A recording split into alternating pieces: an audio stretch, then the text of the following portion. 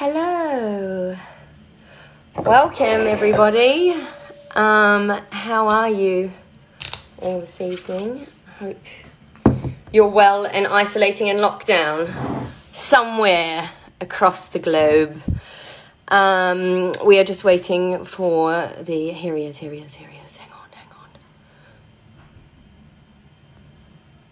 Go live with Craggy Range. Here he is, Grounds. Waiting for it. Hey, good evening, lovely followers. Here he is. He's on the slide. Yeah. Hang on. There we go. How are ya? Yeah, kia ora. I'm good. Kia ora. How are you? Hello.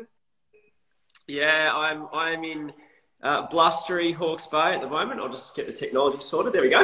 Yeah. I see you. And are you in your glorious tasting room in the Hawke's Bay, are you?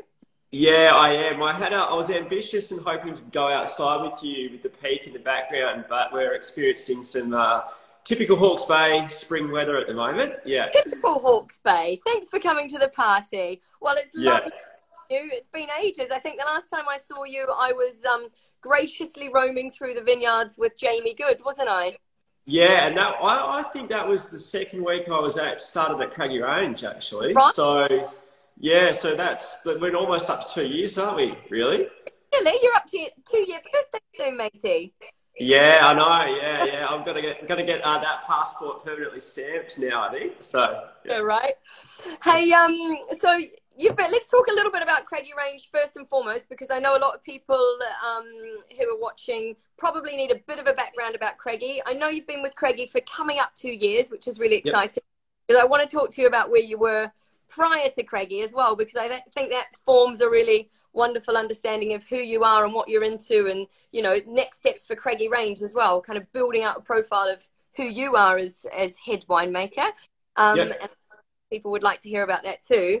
And we're going to be tasting tonight, that I hope you're going to guide us through, some 2019 Sauv, Martinborough Sauvignon, Temuna, and Pinot Noir as well. Correct, yeah. I've actually got the wines here too, so just in case, it's 8 o'clock, it's never too early over here, so. Never too early. Tell me first, where were you born, Jules? Oh, I know you're Australian. Yeah, so Albany in the southwest corner of Western Australia. So so if you go to the end of civilization, it's kind of, somewhere, so beautiful remote part of the country. And like more of a fishing farming community, about 5 hours south of Perth, but does have a small wine industry. So I kind of grew up around it as well. Yeah. Good. All right. Well, why don't you kick off with taking us through a little bit about Craggy, who Craggy is, and who the Peabody family is too, because I think that's an important story. Yeah, absolutely, and kind of it's the Peabody family story that led to the Craggy Range story. So the Peabody family, Mary and Terry, were originally born and grew up in America, and then through business ended up in Queensland in Australia, and most of their business was kind of through the Australia and America and through Asia Pacific, and basically had been very successful in business, but a beautiful family, and the daughter, who I'm sure a lot of you know, Mary Jane, and the other children, had always been, I suppose, big food and wine people. They've been involved in some restaurant businesses as well. And so coming up to that period where they thought, from a legacy point of view, they really wanted to be involved in the wine industry. And they kind of had been around families like the Rothschilds. So they had experience in that family-orientated passing down to the next generation, which really excited them. So when they were kind of looking for the ideal property, they did explore through California and other parts of Australia and France for a small amount of time, but it basically settled on New Zealand with the advice of a few French families that said if they had their time again, they would actually go down there just because of the climate and the uniqueness and ultimately how well suited it was to making fine wine. And I think, we're really seeing the benefit of that in long term at the moment. So met a guy called Steve Smith, who was a master of wine, and he at the time had identified the Gimlet Gravels as a key region to make world-class Bordeaux varietals, and ultimately Syrah as well. And that was really important because the feeling was that when they wanted Craggy Range to be an established wine company, they wanted to be able to produce wine that would stand up on the world stage. So they weren't saying it had to be the greatest wine in the world. They understood the limitations, the history it takes to build that reputation. But basically to produce wine that would feel comfortable presenting it and spoken about in those great wines of the world. So for us, it was going to be, those Bordeaux and Syrah blends out of the Gimlet Gravels that had a unique perspective and a profound perspective, but also with the rise of Sauvignon Blanc and Pinot Noir at that time, and that's the late 90s, from a timeline, they established that Martinborough was going to be really key for growing those two varietals. So we established the Temuna vineyard, which is where we're tasting today, down in Martinborough. And then the Gimlet Gravels, which was where we based our Syrah, Bordeaux and Chardonnay blends. And that's we've had some permutations with some single vineyards from the South Island, but ultimately that's where our portfolio sits predominantly at the moment. And it's kind of where our home is and where most of the wine we make from. Yeah. So just for the people that are watching who don't really know where Hawke's Bay and Martinborough is, we're sitting in the North Island of New Zealand. North of Martinborough, is it, from memory? Yeah, basically it looks like someone took a chomp out of the side of the east coast of the North Island. Yeah, and you've got this beautiful bay, and so Napier is the dominant population there, and beautiful. And it's actually, for New Zealand, a remarkably predictable warm climate, which was really critical in New Zealand, because we are, what makes New Zealand unique is that we kind of bob around in the ocean there, and we're exposed to all sorts of weather systems, and ultimately that's critical in cool climate wine production. But Hawke's Bay is quite predictably warm, and the gravels was very important. And for those of you, probably the easiest thing is just to jump on Google and Google Gimlet Gravels, and you'll see this beautiful stones and pebbles, kind of reminiscent of Chateau Neuf or Bordeaux. And those refraction of heat is critical for getting us that tannin ripeness. Sorry, my computer just rolled off the desk there. Yeah, but that was really critical, and so we find that we're able to achieve ripeness year on year in most of those varieties, which I think a lot of people, when they think of Bordeaux and Syrah in New Zealand, that would be something that they might kind of battle with. But it is really those key factors that the Hawke's Bay is warm, and that we have that refraction of heat through the canopy and overnight, which it gives it a really mineral and savoury nature to those wines in particular.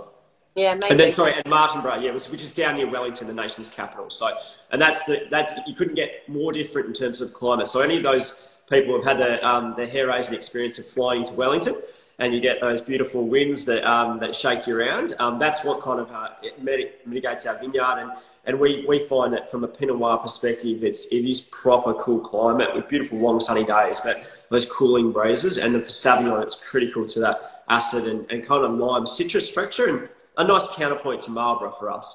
Yeah, exactly. Because I wanted to quickly touch on, a lot of people obviously will listen to and hear and drink Marlborough Sauvignon, but today we're tasting Marlborough Sauvignon. So the climate's very different, the soil's very different, and in terms of just the vine age that we're seeing on these vines from Temuna, what is the age of these ones, Julian?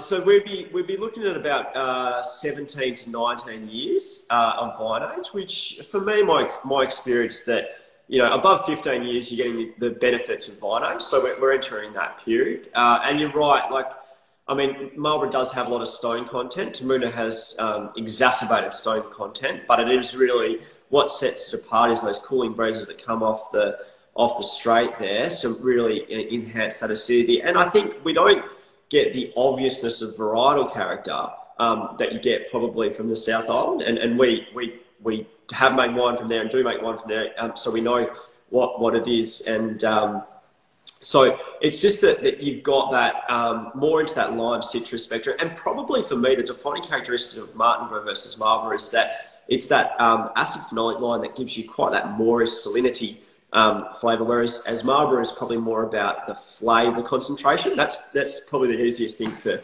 set it apart. So talk about Martinborough Sauvignon being a little bit more kind of elegant and refined, and not because Marlborough's not elegant and refined, but I just feel like you say, there's a salinity that kind of pulls it together for me, Martinborough, which I find a tad more elegant, whereas Marlborough is very kind of rich and full on and in your face. Martin feels a little bit more grown up. Yeah, yeah.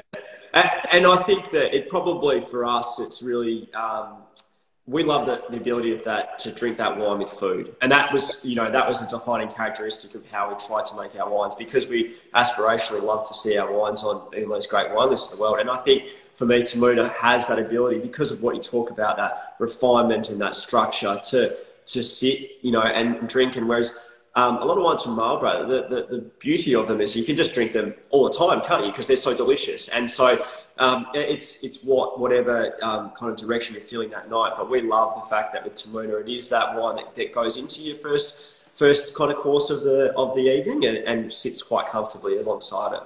Yeah, so tell me about your personal Sauvignon experience, because coming from the Yarra and spending 10 was it 10 years in the Yarra? 5 years in the Yarra, and then before that over in Oregon. So yeah, in the Yarra, Sauvignon's not the most widely planted variety, no. Yeah.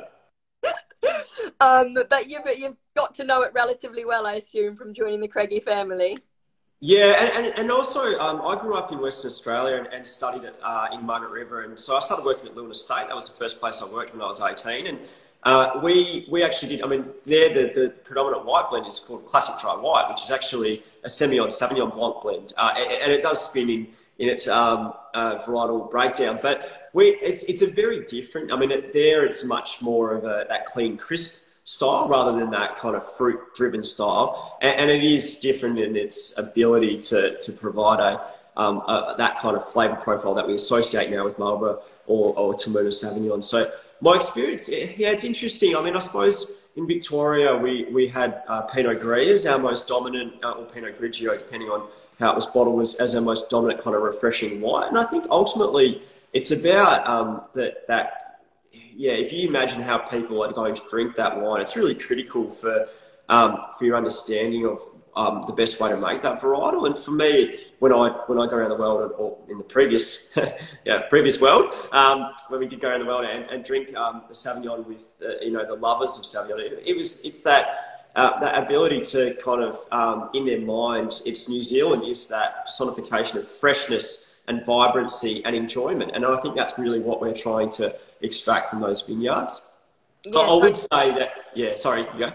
You made a reference, they're just talking about vine age and particular Sauvignon, kind of 15 to 20 years really coming into its own.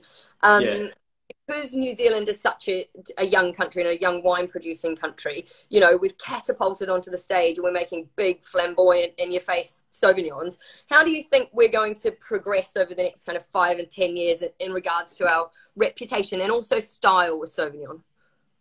It's a fascinating one, isn't it? Because it's, I mean, you and I were at that Sauvignon conference, and it is the point that's made by people who have an experience with seeing the trends or what have you, and how they evolve long term. I think that, like all viticulture, critical is sight, and I suppose for us, we hope that wines that go out at that higher price point are coming off vineyards that justify it, and so within that, that's ultimately where you, the brand of New Zealand Sauvignon has to be defined by the quality of material. And so I think that you're probably seeing a lot of the wine styles around the world at the moment. We've gone, Chardonnay was a great one, wasn't it? Like we went from one thing to the other thing, and then we just kind of swung back in between.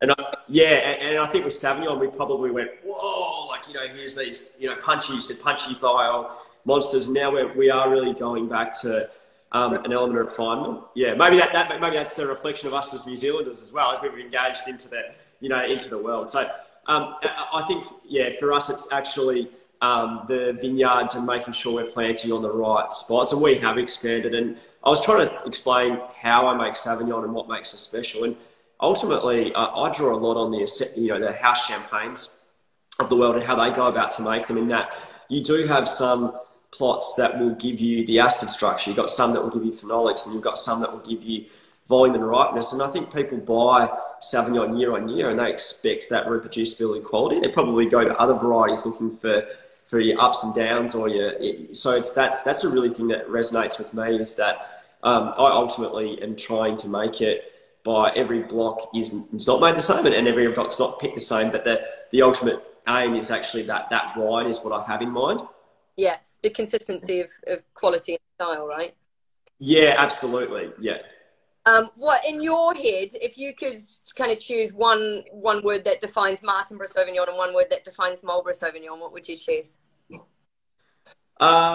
I think for Marlborough Sauvignon, it would be flavour. Like, you know, it's just obviously flavour. And for Martinborough, I think it would be, maybe elegance, actually. Yeah. You know, maybe that's probably, it's a hard one to put one word, but that probably does say enough. Yeah, elegance and flavour. And if you go down that path, you kind of see if you're feeling elegant tonight or you're feeling flavoursome, really. Yeah. So let's talk very quickly about your Temuna 2019 Yes. Sauvignon. Do you want to talk us through it from a winemaking and a vintage perspective as well? Yeah, absolutely. So 2019 was quite a sunny, dry year, which is in New Zealand what you dream of. We had two kind of wetter years previous to that, so it was nice to come into a drier, warmer vintage. The crops were moderate to average, which was fantastic. It was my first year at the winery, and you know that kind of custodianship that comes with coming in and not trying to revolutionise, but you know you do small, small increments. I think that we really figured out that there was some blocks on that vineyard that it's that kind of lime citrus spectrum and that pithy texture. And I was really probably trying to enhance that for that drinkability. I saw there's one of our 2019 cellar hands has just joined the feed, so he's probably making sure that he's really trying to say that he had a hand in that, which is great. But and then up in the winery, it was it's that dream vintage where you don't have to go and do overt amount of winemaking because it had been so good, but picked over about a 10-day period with about 15% whole bunch puncheon fermentation and the remainder through stainless. And I think that really gives you that, it probably more than anything just takes a bit of the edge off and gives you that texture and mouthfeel, and ultimately that just makes it a bit more drinkable, doesn't it? And makes that second glass more inviting. I think you want to get away from having fatigue, and that's something that people talk about with that variety. Yeah. And also the food element to it as well. It's that texture kind of complements the food matching that I'd say. Absolutely, yeah. And we think with the New Zealand diet, which is quite seafood heavy, it's ultimately where that wine is directed. Up here, Julian, what are you trying to say? What was that, sorry? Lighter than our diet up here, is that what you're trying to say? No, I wasn't saying that at all. Yeah. I was, if you want to match Sauvignon with anything, I'm happy now. So speaking of food and wine matching, you've got a wicked restaurant, don't you? And I don't know that a lot of people up here know how amazing your Hawke's Bay winery is. So you've got Tewa restaurant, don't you? And your massive, glorious cellar door, and you've also got, if anybody's ever travelling down to the Hawke's Bay, you know where you have to go stay because it is quite simply incredible. In the Hawke's Bay. Yeah, you go, sorry. Yep. You've got some vineyards in the Hawke's Bay in the Gimlet Gravels, don't you? I wanted to talk quickly on that before we move to Pinot. Yeah, so we do. So that's our original planting, which was kind of planted from 1998 onwards. So that's planted out with Syrah, Chardonnay, and Merlot, predominantly, with small amounts of Cabernet Sauvignon and Cabernet Franc, and a real myriad of clones, which is fantastic as well. But the Gravels is literally, it's a redefined river path. So it's 40 metres of gravel, and it's, you plake a stick in it and it looks like it's going to fall over. It's, but that's really that kind of, that wine thing, isn't it? Like where those quality wines, it's that, that the vines of those varieties in particular, that relationship between those harsher soils is really, really obvious for wine quality, and that's what we love about it, is that, and we have got a higher density than a lot of people would probably expect in the New World. So we've got much closer vines, and that's really critical to limiting the yield. We don't chase yield. We go for concentration and complexity, and that means that per vine, we've got a lot less vine grapes every year, but that's also a really defining characteristic of the Craggy Range style. So the Gimlet Gravels is a really interesting piece of New Zealand. It's how many hectares is it, Julian? I should probably know this, but I don't. It's about 300. Yeah, so it's about 800 hectares. Yeah. Okay, sorry, I'm completely off. But I don't think there's much more land to be planted on the Gimlet Gravels. I think it's fully planted now, isn't it? Yeah, fully planted. Yeah, absolutely, and planted almost exclusively with those varieties that I talked about, but Syrah being the dominant one. So a very, very prestigious part of New Zealand. It carries a very premium name with it. I know you mentioned to me that you haven't used herbicides on the Gimlet Gravels this year. Yeah. A transition that you're making specifically with Gimlet Gravels, or is that happening across the whole of the Craggy Range? I would say that about 3 years ago we started to develop a plan as to how to move away from herbicide in line with where the world is going, and also for me a big driver is wine quality. Fortunate enough to work with some biodynamic producers in the past and just see the increase in wine quality. But the thing about this is really that it's not something you just walk in the next day and change the practices. So So the last 2 years we've been down at that more 20 to 30%. This year with some new equipment that we got out from France and a new national vineyard manager in John O'Hamlet, who's a very gifted grower from the Gravels, and he previously had a vast experience with organics. We've managed to kind of go across the vineyard, which is really exciting. And down in Temuna, it's a bit different. There's a lot more complexity there. Primarily, it's rocks about the size of yay that big undervine cultivators don't like. So we're just starting that process, and we know it's a long journey, but we're really excited that we've started, and it seems to probably be progressing a bit quicker and with greater results than we could have dreamed of, and that's really exciting. Great. So are you the transition process to full organics is in motion? I think I just get a bit with certification, like that's obviously something that people ask about. Are we aiming for certification at the moment? No, I think we're aiming for best practice is ultimately absolutely. And I don't know if everybody knows how long it takes to actually transition a vineyard to full organics for certification in New Zealand. How many years is it, Jules?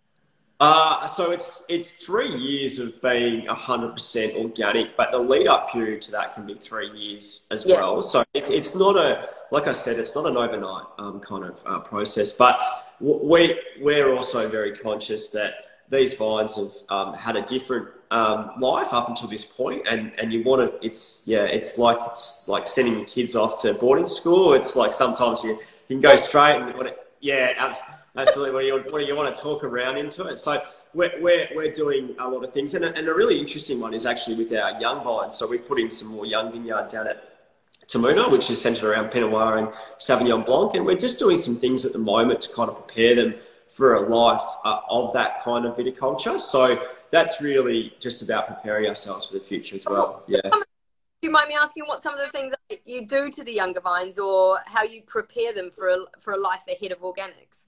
Yeah, absolutely. So what we're doing is we're actually just starting that cultivation period, which really just kind of keeps their root systems from going too far out and going more down.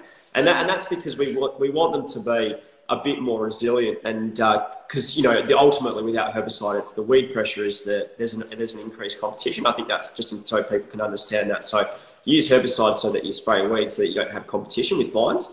And whilst we're really great at adopting new methods, we also still it's not 100% eradication, and that's the kind of thing you have to understand. So if you can prepare young vines for an increased life of competition, they seem to be a bit more resilient when eventually you do have to go back to that period of that there is an element of less junk food or less less protection. So we're just going to start down that path.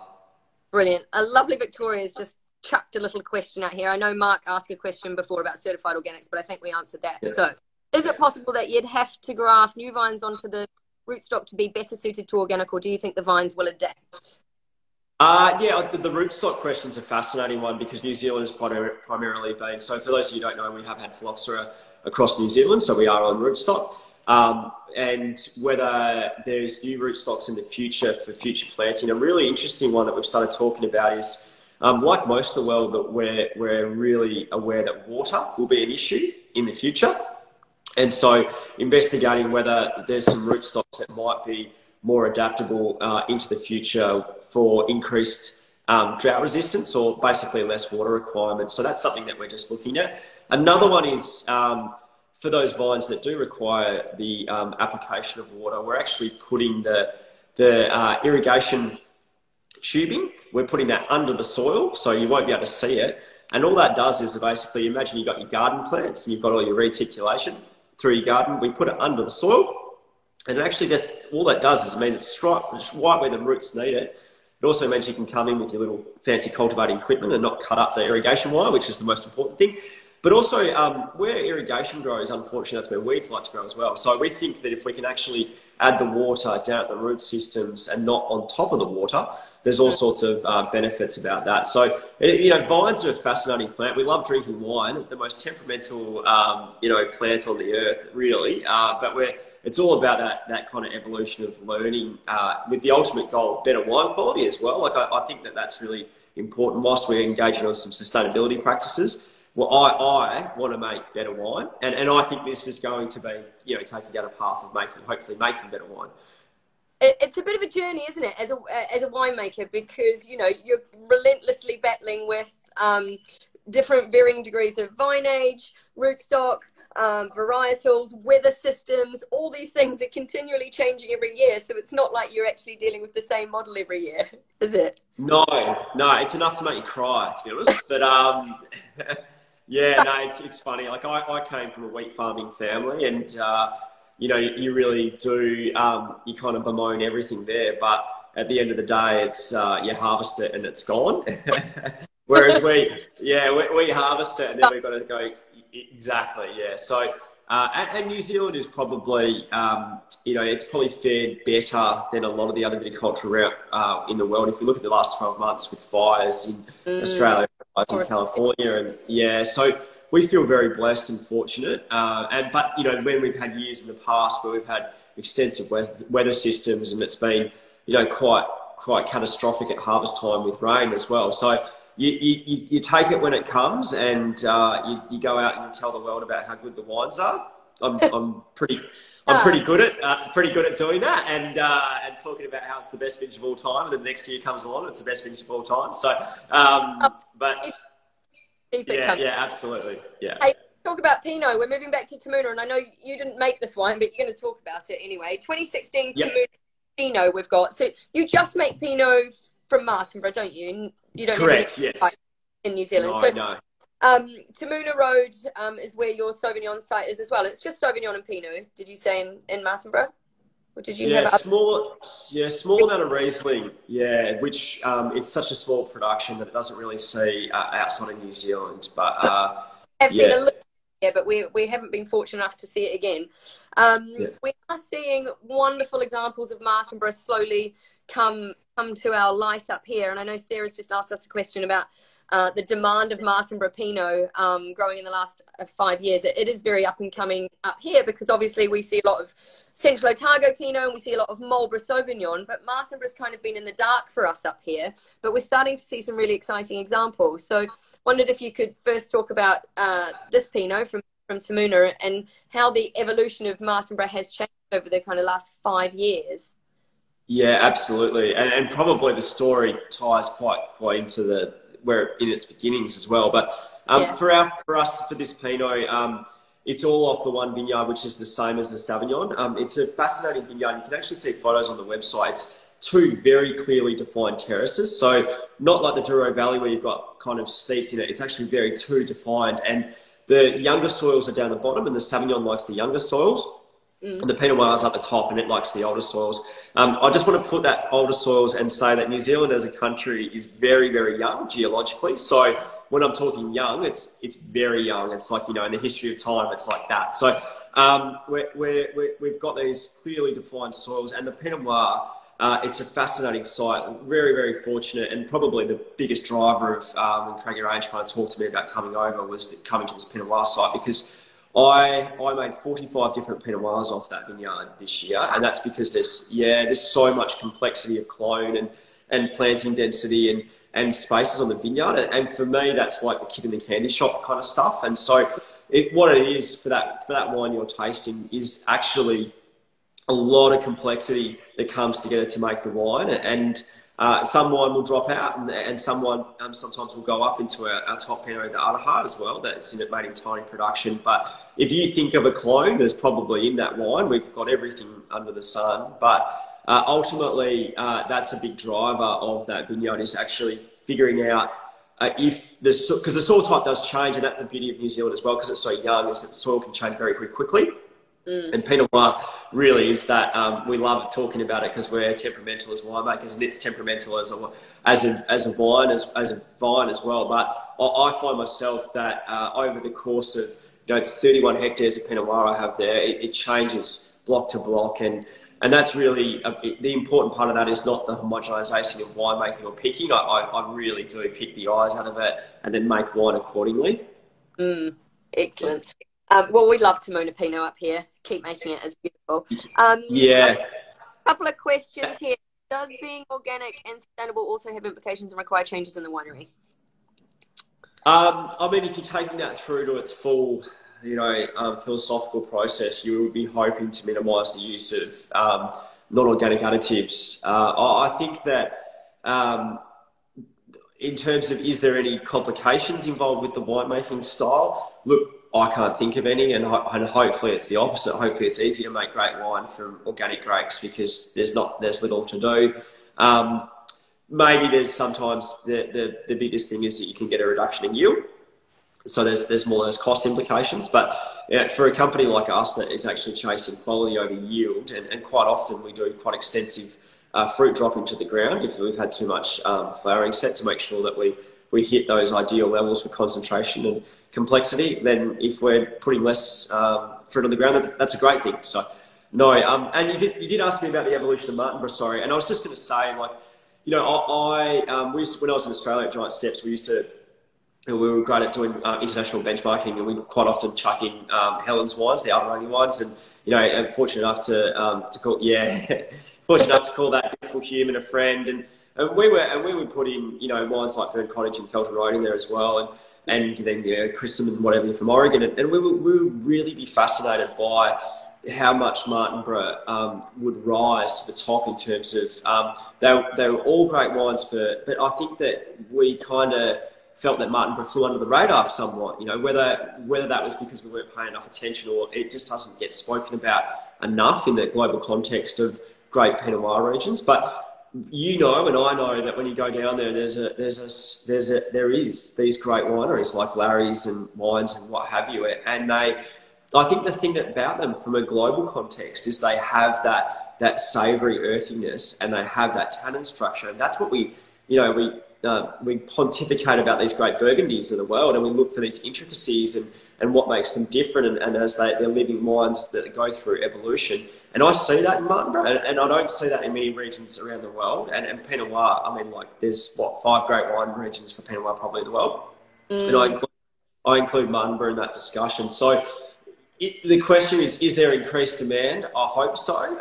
It's, you know, whether the what we're going through at the moment affects that for a little while. But if you're a lover of if you're a lover of Pinot Noir and you want to grow great Pinot Noir, I can't. There's just not many great places from a climate and soil type point of view that you can grow great Pinot Noir, and Martinborough is one of them. Here.